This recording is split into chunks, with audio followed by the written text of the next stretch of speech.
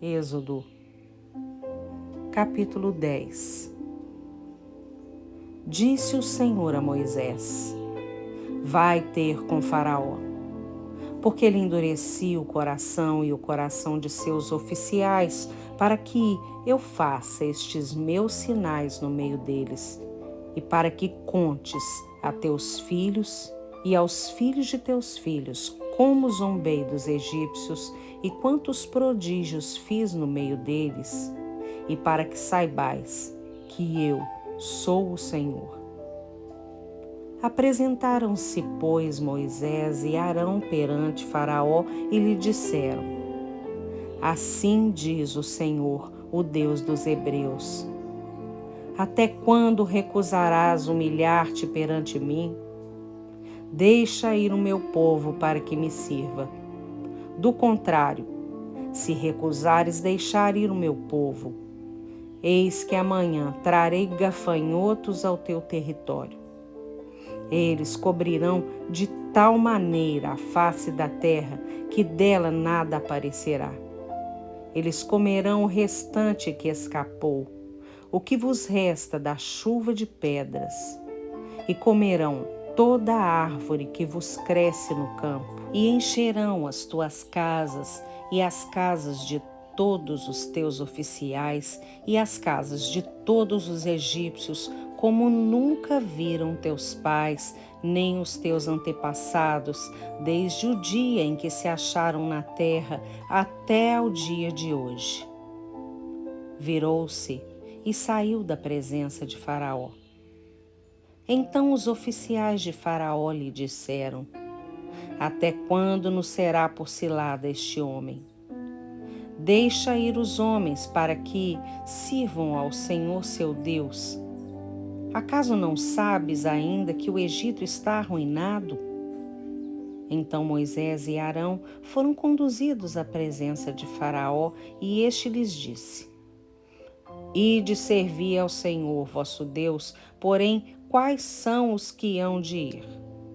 Respondeu-lhe Moisés: havemos de ir com os nossos jovens e com os nossos velhos, e com os filhos e com as filhas, e com os nossos rebanhos e com os nossos gados, havemos de ir, porque temos de celebrar festa ao Senhor. Replicou-lhes Faraó: seja o Senhor convosco, caso eu vos deixe ir e as crianças. Vede, pois tendes conosco mais intenções. Não há de ser assim. Ide somente vós, os homens, e servi ao Senhor, pois isso é o que pedistes. E os expulsaram da presença de Faraó. Então disse o Senhor a Moisés: estende a mão sobre a terra do Egito, para que venham os gafanhotos sobre a terra do Egito e comam toda a erva da terra, tudo o que deixou a chuva de pedras. Estendeu, pois, Moisés o seu bordão sobre a terra do Egito, e o Senhor trouxe sobre a terra um vento oriental todo aquele dia e toda aquela noite. Quando amanheceu, o vento oriental tinha trazido os gafanhotos, e subiram os gafanhotos por toda a terra do Egito e pousaram sobre todo o seu território.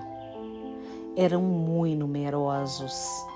Antes destes nunca houve tais gafanhotos, nem depois deles virão outros assim, porque cobriram a superfície de toda a terra, de modo que a terra se escureceu.